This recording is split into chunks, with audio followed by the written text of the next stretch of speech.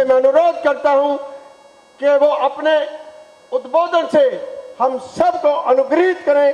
आदरणीय श्रीमान रक्षा मंत्री राजनाथ सिंह जी।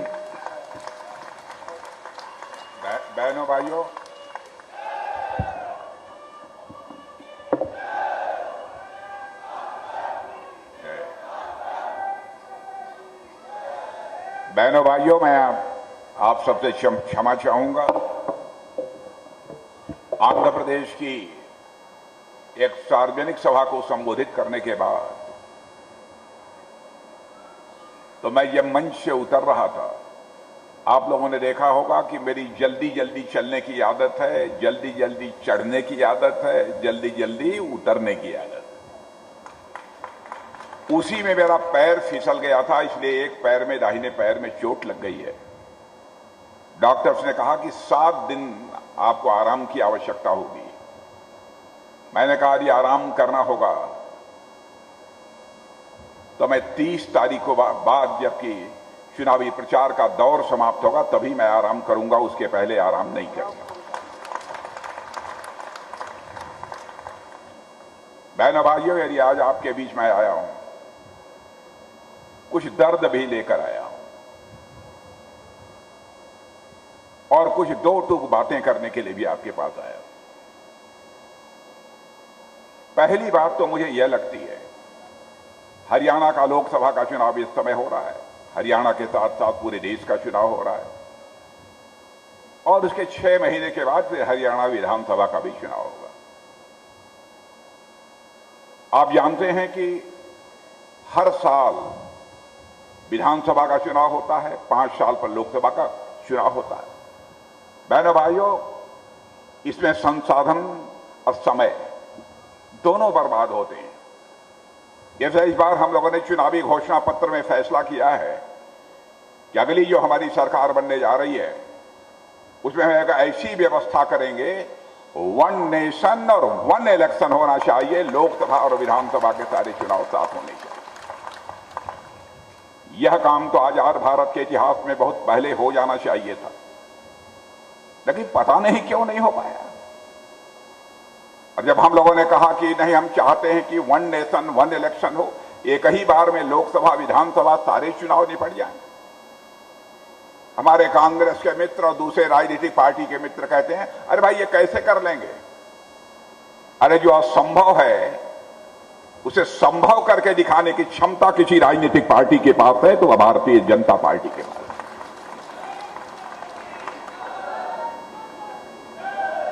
और बहनों भाइयों, उसको कर को हम दिखाएंगे। और हरियाणा में एक वेदना लेकर आया हूं और मैं जानता हूं कि हरियाणा के लोग स्वाभिमान के धनी होते हैं। मान, सम्मान और स्वाभिमान उनके हृदय की सबसे बलवती भावना होती है। वह भूखों मर सकते हैं लेकिन अपने मान, सम्मान, स्वाभिमान से कभी समझौता नहीं कर सकते।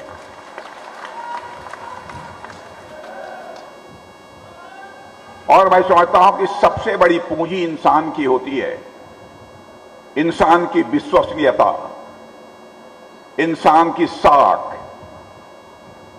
यानी कोई व्यक्ति जो बात बोले उसे पूरा करे, वही वास्तव में इंसान है। लेकिन मैं सारी राजनीतिक पार्टियों को देख रहा हूं, कहती कुछ है और करती कुछ है।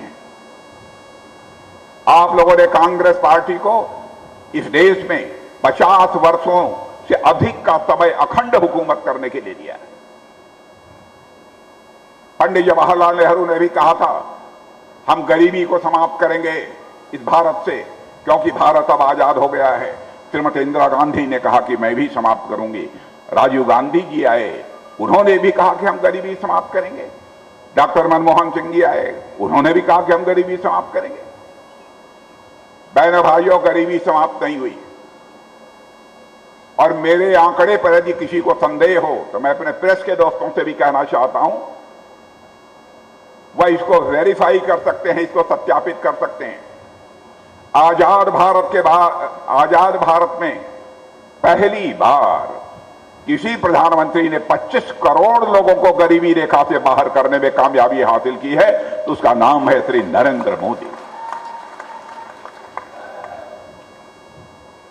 और मैं आपको यकीन दिलाकर जाना चाहता हूं बहनों भाइयों, भारत की पूरी गरीबी को समाप्त करने में बामुश्किल 10 से लेकर 15 वर्षों का ही समय लगेगा यदि हमारी सरकार आगे काम करती रही। आज तक जो हम लोगों ने कहा है उसे किया है। कोई हमको बतला दे, हमारे यहां कोई व्यक्ति गलत वादे कर सकता है, लेकिन पार्टी का जहां तक सवाल है, पार्टी मेरे बहनों भाइयों कभी गलत वादे नहीं कर सकती है। मैं आपको याद दिलाना चाहता हूं, 1951 में जब भारतीय जनसंघ के रूप में हम लोगों ने अपनी राजनीतिक यात्रा इस भारत में प्रारंभ की थी, उस समय हम लोगों ने कहा था जिस दिन हमारी केंद्र में सरकार बन जाएगी, धारा 370 जिसके तहत जम्मू कश्मीर को विशेष राज्य का दर्जा प्राप्त है, उसे हम चुटकी बजाकर समाप्त कर देंगे। और आपने देखा कि समाप्त कर दिया। हम लोगों ने कहा था जिस दिन दिल्ली के संसद के दोनों सदनों में हमको स्पष्ट बहुमत मिल जाएगा, ऐसी परिस्थितियां पैदा होंगी कि अयोध्या की धरती पर भव्य राम का मंदिर बनकर रहेगा। और आपने देखा, बन गया। और बहनों भाइयों, मुझे याद है कि जिस समय हम लोग 1984 में झंडे लेकर रामलला का नारे लगाते थे कि रामलला हम आएंगे, मंदिर यहीं बनाएंगे, हमारे विरोधी ये कहते थे, हां बेटा रामलला हम आएंगे, मंदिर यहीं बनाएंगे, लेकिन तारीख नहीं बताएंगे। बहनों भाइयों, अब 22 जनवरी का दिन आ गया। हमारे प्रधानमंत्री ने 12 दिन का अखंड उपवास करके धर्माचार्यों के मार्गदर्शन में रामलला की प्राण प्रतिष्ठा अयोध्या में कर दी। अब आपको कैसा लगता है ये तो मैं नहीं जानता, लेकिन मैं जितना जानता हूं भारत के सांस्कृतिक और धार्मिक इतिहास को, उस आधार पर मैं कह सकता हूं बहनों भाइयों, मुझे तो लगता है अब रामलला अपनी कुटिया से निकलकर, अपनी झोपड़ी से निकलकर अपने महल में प्रवेश कर चुके हैं। भारत में राम राज्य का आगाज होकर रहेगा, उस दुनिया की कोई ताकत रोक नहीं सकती।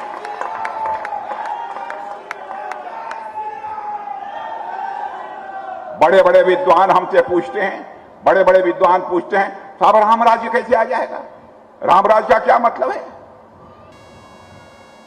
मैंने कहा जिस दिन हर भारतवासी के अंदर अपने कर्तव्य के प्रति बोध, दायित्व बोध, सेंस ऑफ रिस्पॉन्सिबिलिटी, जिस दिन इस बात का एहसास हो जाएगा कि हमारा जिम्मेदारी क्या है, हमारा कर्तव्य क्या है, मैं मान लूंगा कि उसी दिन भारत में राम राज्य आ गया। मर्यादा पुरुषोत्तम भगवान राम को भी जंगल इसीलिए जाना पड़ा था, कैकेयी के अंदर यह कर्तव्य बोध नहीं था कि हमें क्या करना चाहिए।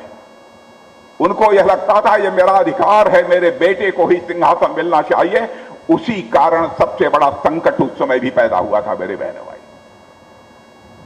इसीलिए मैं मानता हूं जिस दिन लोगों के अंदर इस प्रकार की चेतना जागृत हो जाएगी कि हमारा इस समाज के प्रति, परिवार के प्रति, देश के प्रति यह कर्तव्य बनता है, मैं मानता हूं कि उसी दिन इस देश में राम राज्य आकर रहेगा, दुनिया की कोई ताकत नहीं रोक सकती।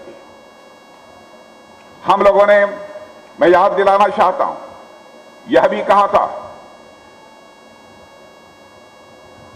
3 तलाक की प्रथा को समाप्त करेंगे।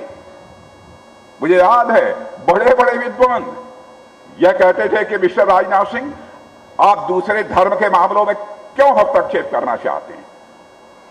भारत एक सेकुलर, पंथ निरपेक्ष देश है, क्यों ऐसी बातें आप लोग कर रहे हैं?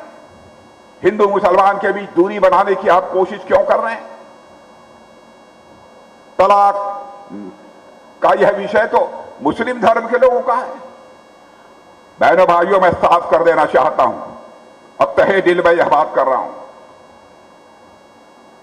हिंदू हो, मुसलमान हो, ईसाई हो, यहूदी हो, कोई भी हो, जो भारत का नागरिक है, बहनों भाइयों, किसी धर्म को मानने वाली माता, बहन और बेटी की इज्जत के साथ अथवा उसके ऊपर कोई जुल्म यदि उठाया जाएगा, हम सरकार की चिंता नहीं करेंगे। सरकार आती जाती रहती है, हम उस माता, बहन, बेटी के साथ खड़े होंगे मेरे बहनों भाइयों, और चाहे किसी भी धर्म के साथ।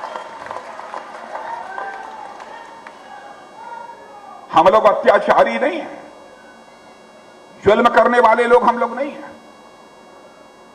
और आपने देखा कि यह वादा किया था हम लोगों ने, इस वादे को भी हम लोगों ने पूरा कर दिया है।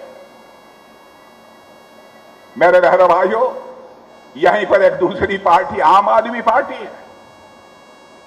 यह आम आदमी पार्टी जिस समय आंदोलन चल रहा था उस समय इन्होंने क्या वादा किया था अपने नेता से? नेता से यह कहा था कि नहीं ठीक है, आंदोलन समाप्त हो गया है, हम लोग अपने लक्ष्य को जो प्राप्त करना था प्राप्त कर चुके हैं, मैं कोई राजनीतिक पार्टी नहीं बनाऊंगा। और उसके बाद भी उन्होंने नई पार्टी आम आदमी पार्टी बना ली। अपने मार्गदर्शक अपने नेता को इन्होंने धोखा दिया था मेरे बहनों। वैसे ही कांग्रेस पार्टी ने किया। आजादी मिलने के बाद महात्मा गांधी ने यह कहा था, ऐ मेरे कांग्रेस के दोस्तों, कांग्रेस के झंडे के तले हमने आजादी की लड़ाई लड़ी थी, आजादी के लक्ष्य को हमने हासिल कर लिया।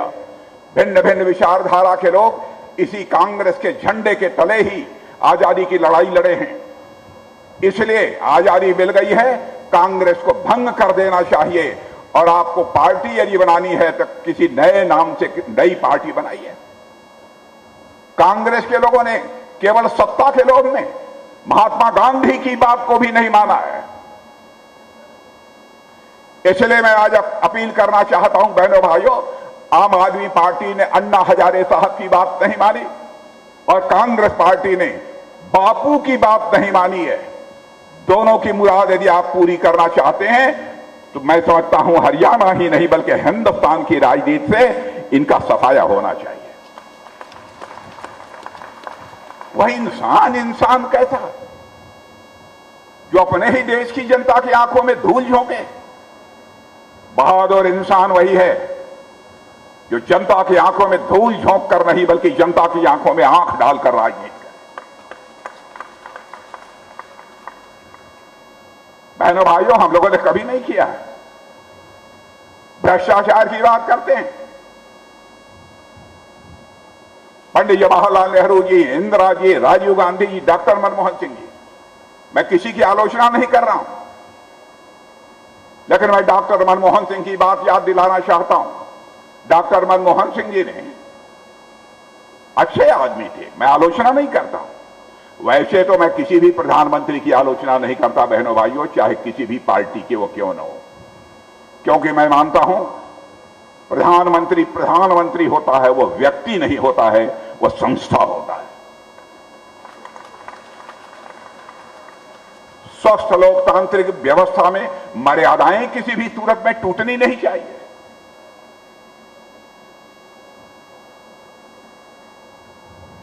ये लोग महंगाई को रोक नहीं पाए। भ्रष्टाचार, राजीव गांधी जी जैसा व्यक्ति, उसने कहा मैं क्या करूं, दिल्ली से 100 पैसा मैं नीचे भेजता हूं, बामुश्किल 14-15 पैसा लोगों की जेबों में पहुंच पाता है। यह लाचारी व्यक्त की थी भारत के प्रधानमंत्री राजीव गांधी जी ने। डॉक्टर मनमोहन सिंह जी भी उसे स्वीकार नहीं कर पाए। लेकिन आपने देखा होगा 56 इंच सीने का हमारा प्रधानमंत्री, उसने इस चुनौती को स्वीकार किया।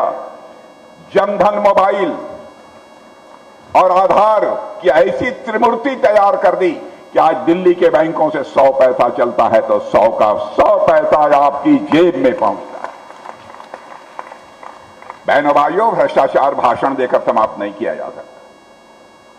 भ्रष्टाचार समाप्त करना है तो व्यवस्था में परिवर्तन करना होगा, सिस्टम में चेंज लाना होगा, तभी जाकर भ्रष्टाचार को समाप्त किया जा सकता है। मैं कांग्रेस के दोस्तों से पूछना चाहता हूं, हरियाणा में भी हमारे कांग्रेस के वरिष्ठ नेता हैं, उनसे भी मैं पूछना चाहता हूं, क्या यह सच नहीं है केंद्र में जब जब आपकी सरकार रही है, आपकी सरकारों पर भ्रष्टाचार के आरोप लगे? यहां तक कि आपकी सरकार के रहते आप ही के मंत्री को अदालत के आदेश पर जेल की हवा खानी पड़ी है। क्या सच नहीं है? कोई मां का लाल यह बतला दे, चाहे आदरणीय अटल बिहारी वाजपेयी जी की सरकार रही हो अथवा नरेंद्र मोदी जी की सरकार रही हो, किसी मंत्री के दामन पर एक भी भ्रष्टाचार का कोई छींटा लगाओ। जनता को झूठ बोलकर, आंखों में धूल झोंककर आप समर्थन हासिल करते हैं। मैं समझता हूं 75 वर्षों में, इस आजादी के काल में अपने मतों का प्रयोग करते करते पर जनता राजनीतिक दृष्टि से अब काफी जागरूक हो चुकी है। जनता को अब कोई गुमराह नहीं कर सकता मेरे बहनों भाई। ये कहते हैं मोदी जी को 400 से अधिक सीटें मिल गई, लोकतंत्र खतरे पर पड़ जाएगा, तानाशाह बन जाएंगे। मैं आपको याद दिलाना चाहता हूं, पुराने लोग जो यहां पर बैठे हैं, 1975 में, उसके पहले के चुनाव में श्रीमती इंदिरा गांधी चुनाव हार गई थी। पिटीशन था, हाई कोर्ट में पिटीशन हार गई। नैतिकता के नाते उन्हें अपने पद से त्याग पत्र दे देना चाहिए था, लेकिन उन्होंने क्या किया, देश में इमरजेंसी लगा दी, लोकतंत्र का गला घोंट दिया। लाखों की संख्या में उठाकर जेल के शिक्षकों के पीछे डाल दिया। बहनों भाइयों, मैं 24 साल की हमारी उम्र थी, मैं भी भुक्तभोगी हूं। 24 साल की उम्र में मुझे 2.5 महीने तन्हाई में रखा है मिर्जापुर की जेल में, जिसे वेरीफाई करना हो वेरीफाई कर दे, और उसके बाद उठाकर सेंट्रल जेल नैनी में ट्रांसफर कर दिया। 18 महीने की यात्रा हम लोगों ने जेल की सही है। कांग्रेस के कारण लोकतंत्र का गला इन लोगों ने घोटा था। और जब मेरी मां की सदमे में मृत्यु हो गई, जब मेरे चचेरे भाई उन्होंने यह बतलाया इमरजेंसी 1 साल के लिए और बढ़ गई, स्वाभाविक है, मां होती है मेरे बहनों भाइयों, ब्रेन है मेरे हो गया। माता आनंदमयी हॉस्पिटल में वाराणसी में 27 दिन तक भर्ती हुई, बाद में इस दुनिया से चल बसी। इन्होंने मुझे पैरोल तक भी नहीं दिया। और बहनों भाइयों, मैंने याचना भी सरकार के सामने नहीं की कि उनको पैरोल मिलना चाहिए, क्योंकि मैं याचना नहीं करता हूं, मैं रण में विश्वास करता हूं। ये झूठे आरोप लगाकर भोली भाली जनता को ये लोग गुमराह करते हैं मेरे बहने भाइयों। कोई हो तर्क कर ले मुझे।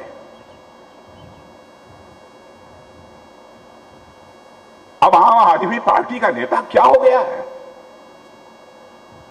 बताइए? ईमानदार, सबसे बड़ा ईमानदार यदि कोई बनता था तो केजरीवाल जी बनते।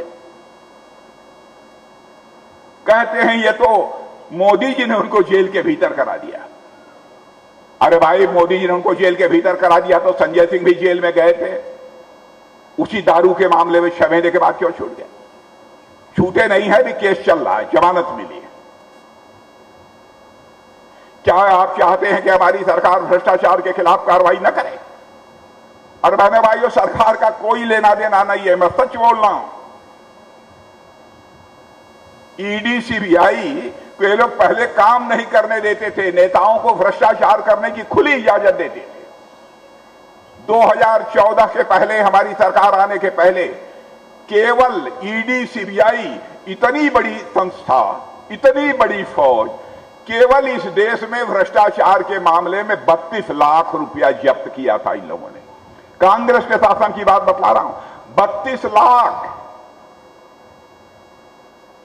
और इस बार ये भ्रष्टाचार के खिलाफ हम लोगों ने मुहिम छेड़ी है मेरे बहनों भाइयों, तो आपको जानकर गौरव की अनुभूति होनी चाहिए।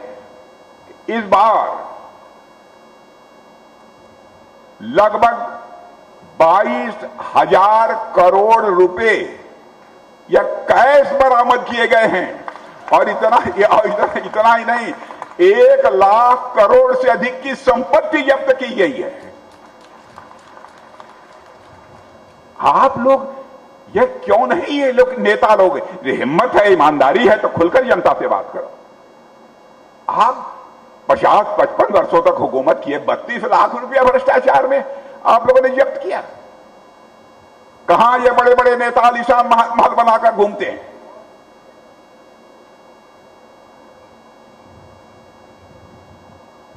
क्या यह नहीं है कि इन लोगों ने खून चूसा है लोगों का? मैं आपसे पूछना चाहता हूं, क्या भ्रष्टाचार के खिलाफ हम लोगों को कार्रवाई नहीं करनी चाहिए?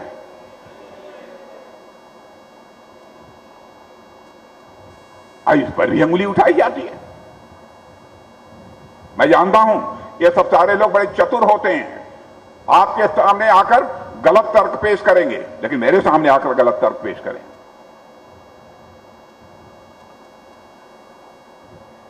आपके बगल में एक मुख्यमंत्री बैठे हुए हैं, मनोहर लाल जी खट्टर। बहनों भाइयों, मैं दावे के आज से नहीं, मैं 40-45 वर्षों से मनोहर लाल जी खट्टर को जानता हूं। कहने को चाहे कोई कह दे, भाई मनोहर लाल जी खट्टर जरूरत से ज्यादा सीधे हैं, जो सख्ती बरतनी चाहिए, जिस तरीके करना चाहिए, थोड़ा सा उसको और तेज कर देना चाहिए, फला काम छूट गया, फला काम हो गया। बहनों भाइयों, चाहे जो भी आरोप लगा दे, लेकिन कोई मां का लाल उंगली उठाकर नहीं कह सकता कि हमारे मनोहर लाल के दामन पर भ्रष्टाचार की दाग। अब बचपन से लेकर आज तक जितना मैं मनोहर लाल जी को जानता हूं, चरित्र का भी आरोप नहीं लगा। कहने को कोई कुछ भी कह दे। मैं कहता हूं, राजनीति में ऐसे लोग संत हुआ करते हैं मेरे बहनों भाई।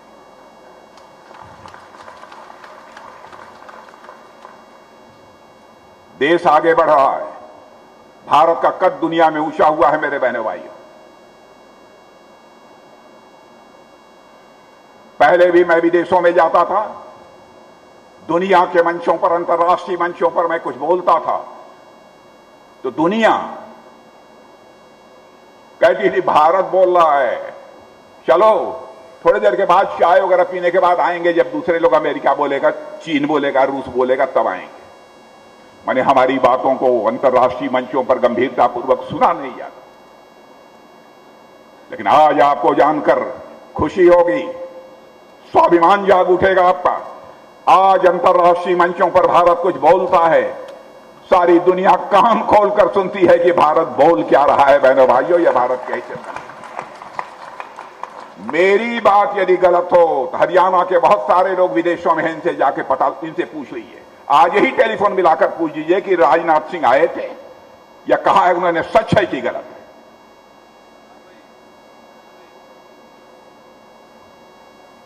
मैं झूठ बोलकर आपका समर्थन नहीं हासिल करना चाहूंगा। धन दौलत के मामले में 2004 से लेकर 2014 तक कांग्रेस की सरकार थी, डॉक्टर मनमोहन सिंह जी भारत के प्रधानमंत्री।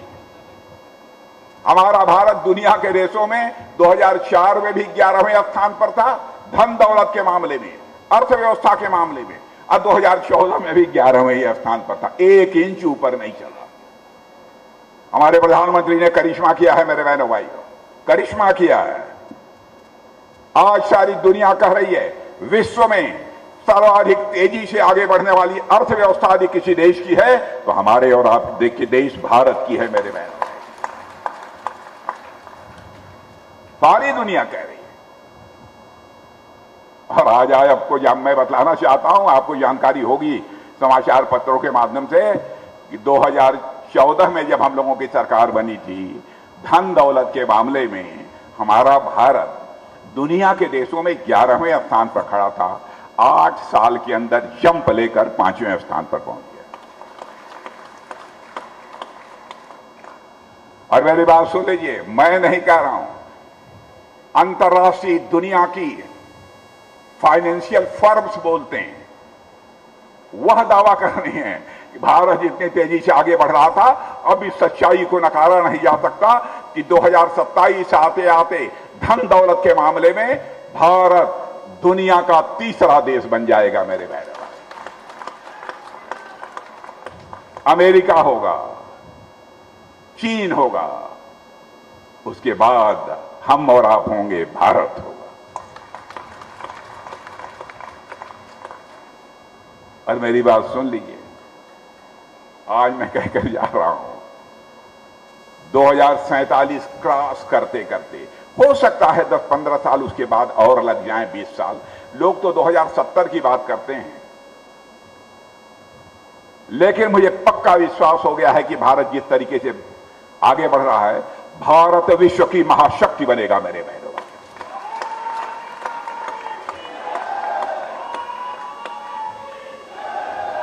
भारत विश्व की महाशक्ति बनेगा। और आप ये कहेंगे कि राजनाथ सिंह की सरकार है इसलिए राजनाथ सिंह ये भाषण दे रहे हैं।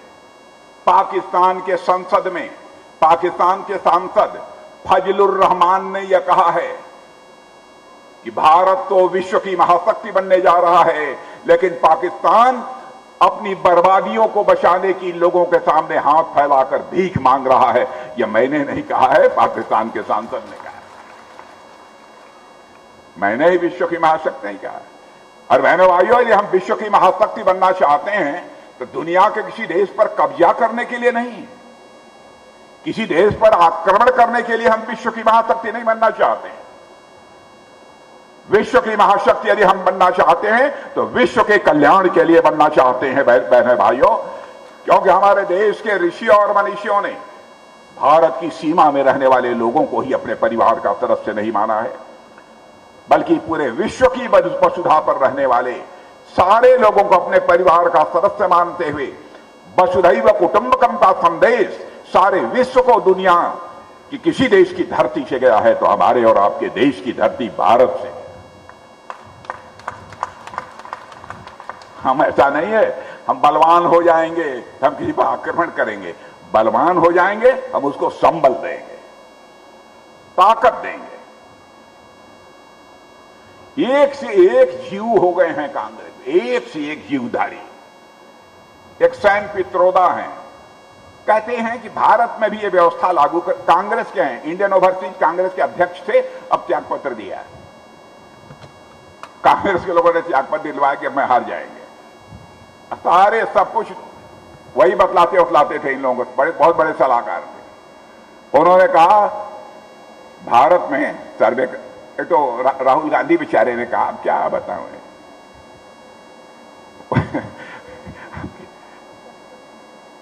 बहन भाई, राहुल गांधी ने कहा कि आपकी संपत्ति का सर्वे कराया जाएगा, अब तन्निक भी इधर उधर कुछ ज्यादा है उठाकर दूसरों को बांट दिया जाएगा। आप लोग तो प्रसन्न होंगे, इससे खुश हैं कि नहीं है? अब उनके वरिष्ठ सलाहकार बड़े विद्वान माने जाते हैं, अमेरिका में रहते हैं। पहले जब यहां कांग्रेस की सरकार थी, जिन लोगों के सलाहकार थे यहीं रहते थे, सैन पित्रोदा।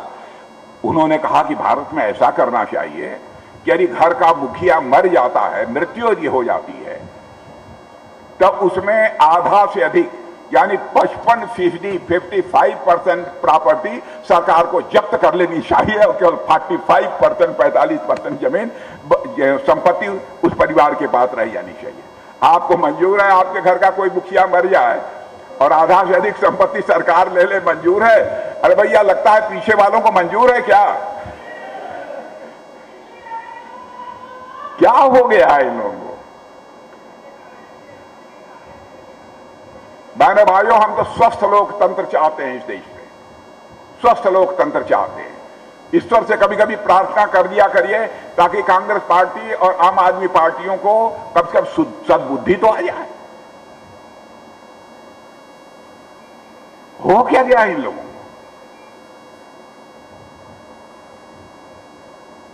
अरे बहनों भाइयों, रक्षा के मामले में भी हम लोग कमजोर नहीं है। बताइए, 2006 में एक सच्चर कमेटी कांग्रेस ने बनाई थी। उसने कहा देखो, सेना में गिनती कराओ, कितने हिंदू हैं, कितने मुसलमान हैं, कितने ईसाई हैं। हरियाणा में ऐसे बहादुर सेना के जवानों की कमी नहीं है।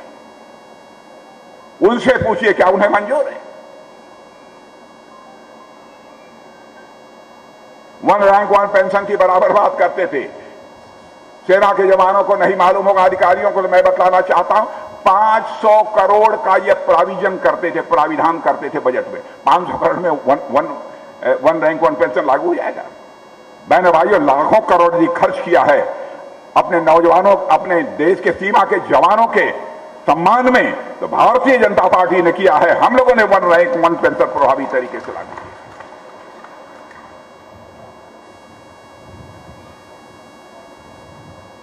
और एक और हैं बड़े नेता, अभी आए, पहली तारीख को फिर से जेल में चले जाएंगे, 20 दिन से छूटे हुए हैं, आम आदमी पार्टी वाले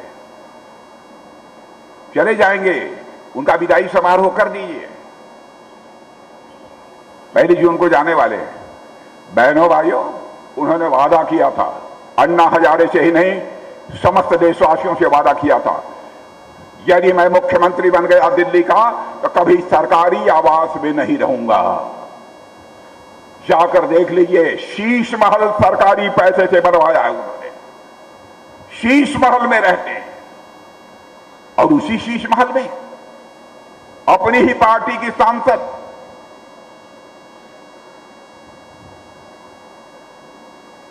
उसकी लात घूसों से पिटाई की गई, बाल खींचे गए।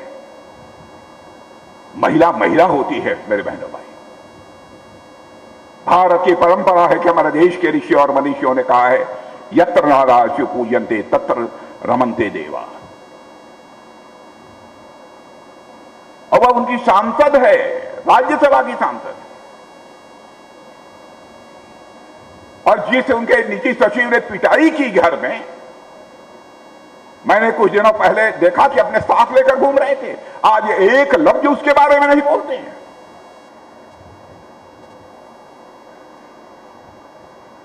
बहनों भाइयों, बहुत दर्द से मैंने आज आपके सामने बातें रखी है ताकि समस्त देशवासियों तक हमारी बात पहुंच जाए।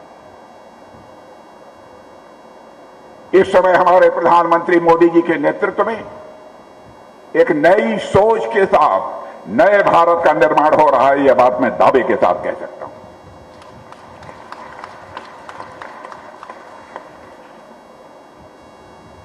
और आपको पता नहीं क्या लगता होगा, लेकिन मैं कह रहा हूं, मनोहर लाल जी खट्टर जैसा प्रत्याशी आपको मिला है। बहनों भाइयों, आप सौभाग्यशाली हैं। आप कहते होंगे कि राजनाथ सिंह इतनी क्यों प्रशंसा करते हैं? क्योंकि मनोहर लाल जी खट्टर का रग रग मैं जानता हूं, इसलिए मैं प्रशंसा करता हूं। आप 10, 5, 15 साल से जानते होंगे, मैं इनको 40, 50 साल से जानता हूं। इनको अविवाहित रहकर समाज की सेवा करते हुए मैंने देखा। भारत के प्रधानमंत्री भी मनोहर लाल जी खट्टर का सम्मान करते हैं। कहीं न कहीं कुछ है तभी न। भाषण दे लें कांग्रेस के लोग, कह रही आरोप लगाने वाले पहले अपने गिरेबान में झांक कर देखें। बहनों भाइयों, आप सब, मैं जानता हूं हरियाणा के लोग बड़े स्वाभिमानी होते हैं। देश को बचा लीजिए, देश का मस्तक ऊंचा होना चाहिए। इस बार कहीं का कोई प्रत्याशी बीजेपी का थोड़ा गड़बड़ भी दिखाई देता हो, इस बात को भूल जाइए।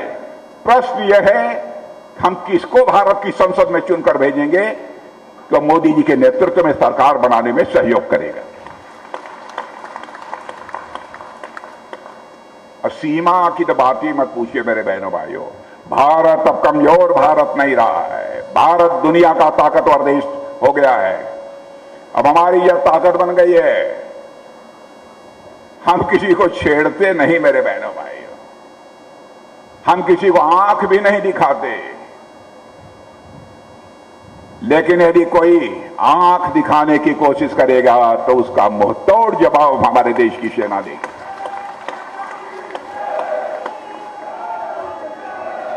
और मेरे बहनों भाइयों, मेरी बात सुन लो, मेरी बात आप सुन लो। भारत कमजोर भारत नहीं है। भारत के पास वह ताकत है, सीमा के इस पार भी मार सकता है। जरूरत पड़ी तो सीमा के उस पार भी जाकर भारत मार सकता है। यह भारत की ताकत है। इसलिए मैं आप सभी लोगों से निवेदन करूंगा, कमल का फूल, माताएं बहनें बैठी हैं, उनके सामने भी उनके सम्मान में मैं शीश झुकाता हूं। नारी शक्ति का सदैव भारतीय जनता पार्टी ने सम्मान किया है। और आप देखिए, परमात्मा की कृपा, भारत को धनवान ही यदि बनना था तो जब बीजेपी जब पूर्ण बहुमत से सरकार बना ली तभी से भारत धनवान बनना शुरू हुआ। कारण जानते हैं, कारण जानते हैं। बैंक पहले घाटे में चलते थे। 3 लाख जाकर नोट करके देख लीजिएगा, कम 3 लाख करोड़ के मुनाफे में भारत के बैंक चल रहे हैं।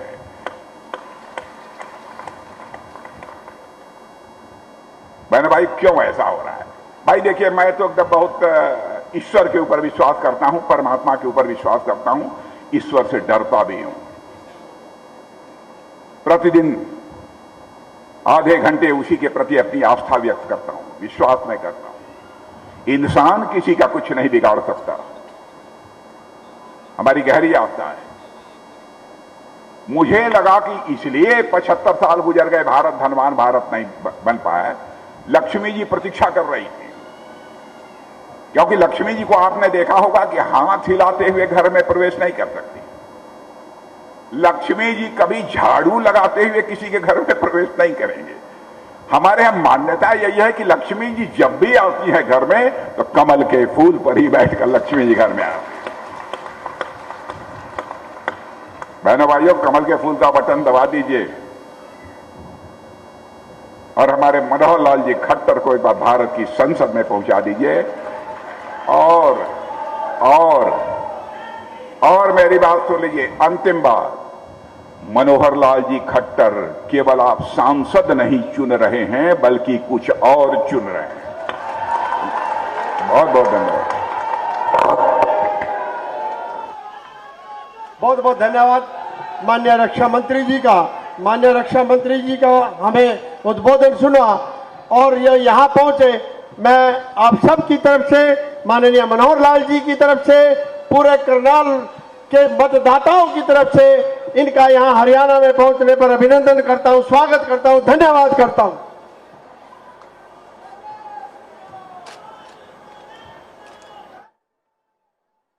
इस वक्त की अहम खबर गरौंडा से। अहम खबर बीजेपी की विजय संकल्प रैली। तो भाजपा के द्वारा विजय संकल्प रैली का आयोजन, राम मंदिर बनाने का वादा